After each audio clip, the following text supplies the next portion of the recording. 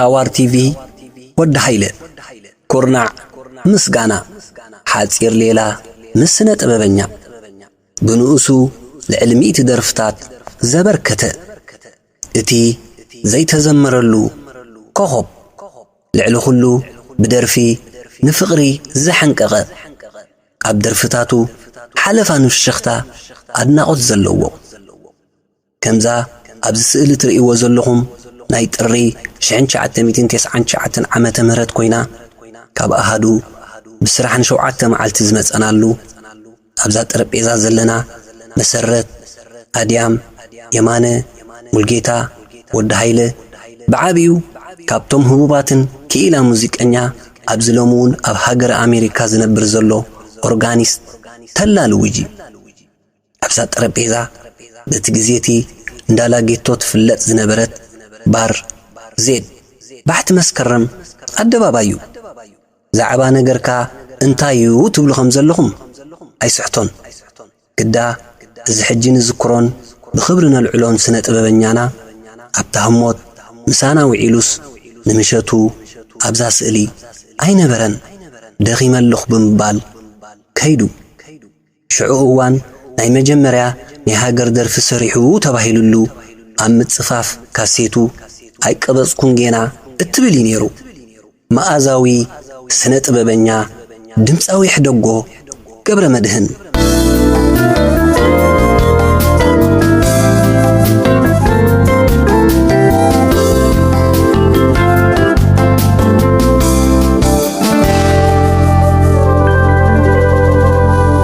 ከም ተቐጻሊ ሰዓብተይ ትብልዎ ንሎሚ ሓፂር ታሪኽ ህይወቱ ሒዘልኩም ጠበሽ ኢለለኹ መሰጋገሪ ደርፊ ቁጽሪ 1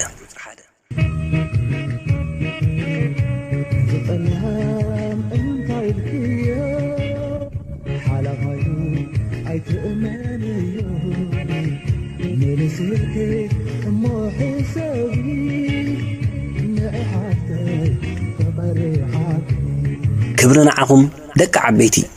ሰዓብተይን ሰማዕተይን ስሙ ዝተመስገነ ይኹን ፈጣሪ ሰላም ክትህሉ ምንየተይ እናገለጽኩ ቅሳነትኩም ወሓዚ ርግኣትኩም ይብዛሕ ብምባል ሎሚ ኣብ ናይ ኩርናዕ ምስጋና ከነላልዮ ዝመረጽና ኮኸብና እዩ ኣብ ቴስዓታት ደርፊ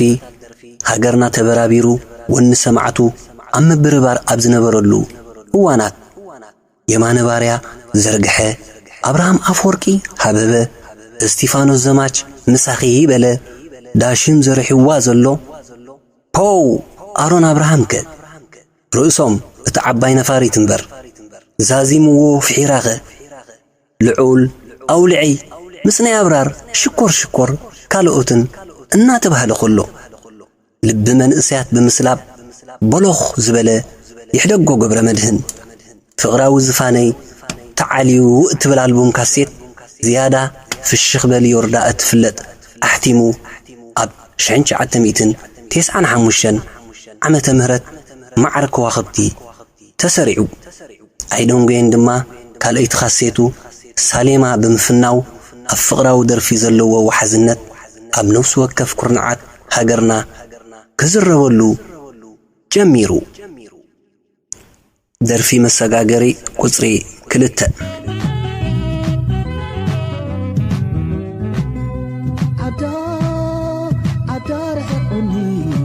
سكر معدو منيو زسنني مسمني زخدو عدار حقوه كوينو سكر معدو منيو زسنني مسمني يحدقو قبر مدهن بتي قلاتن فوز بزولو قالاتن سئلاو قد بمفتار نوزحات أفكارتي أسكوركيرون بفقري كاب درفتاتو الناقو عسيو كخافيو عالمهم كقلتو زقبرن ኣብቲ እዋንቲ ቁንጮ ናይ ፍቕሪ ደራፊ ነበረ ኣብ ጉዕዞ ህይወት ብዙሕ ዝተፈተነ ሕደጎ ገና ብህፃኑ ኣቦኡን ኣዲኡን ዝሰኣነ ብዘይ ሓውን ሓብትን ዝዓበየ ዝኾነ መቕረብ ወይ ቤተሰብ ዘይነበሮ ባሕታዊ ሰብ ነይሩ በዚ ተጸሊኹ ይኮነ ኣይተርፍን ዝበዝሕ ደርፍታቱ ናይ ምስቁንቋንን ናይ ባሕታውነትን ስራሓት ይዘቕርብ ነይሩ መሊሱ ግና ኣብ 1997 ዓመተ ምህረት ሙሉእ ብዘመናዊ መሳርሒታት ሙዚቃ ዓጅቡ ፍሽኽታ እትብል ሳልሰይቲ ኣልቡሙ ብምሕታም እምባሕ ብምባል ናሃር ወሲኹሉ ራብዒቲ ካሴቱ ኣይቀበጽኩም ጌና ሓምሸይቲ ካሴቱ ዘቢባ ከምኡ እናበለ ክሳዕ 6 ኣልቡም በፂሑ መሰጋገሪ ደርፊ ቁጽሪ 3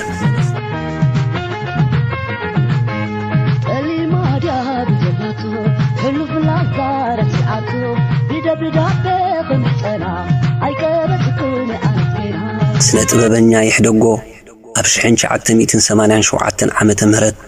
ናብ ሜዳ ኤርትራ ናብ ቃልሲ ንኽጋደል ተሰሊፉ ኣብቲ ግዜት እውን ውድእቲ ካሴት ገዲፉ ከም ዝኸደ ካብ ቃላቱ ገሊጽዎ ነይሩ ግና ምስቲ ዝነበረ ኩነታት ከይሰለጡ ሓሊፉ ኣብ 1995 ዓመተ ምህረት እዩ ቀዳመይቲ ኣልቡሙ ኣሕቲሙ ኣብ ሜዳ ኤርትራ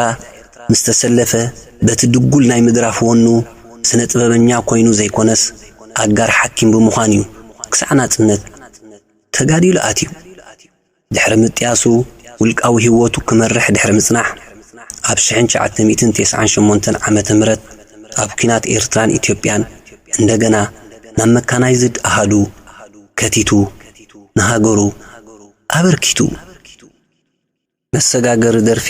ቁጽሪ 4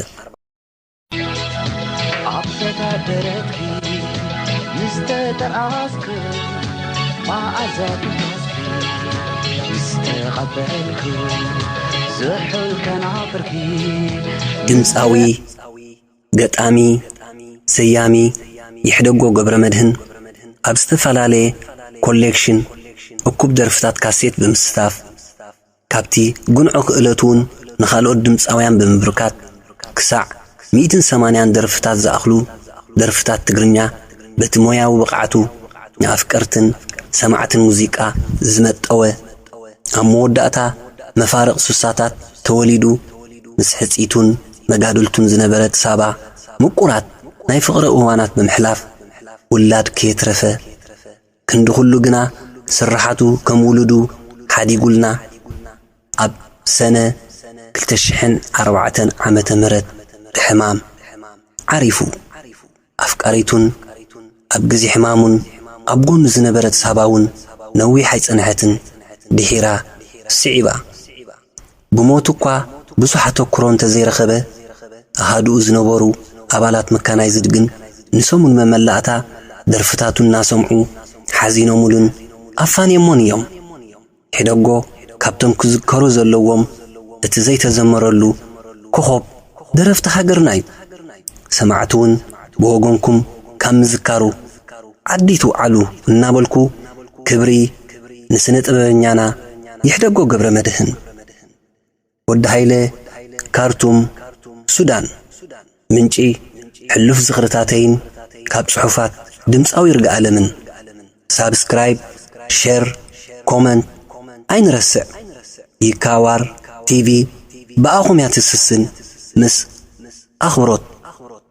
ብሩኽ ቅነ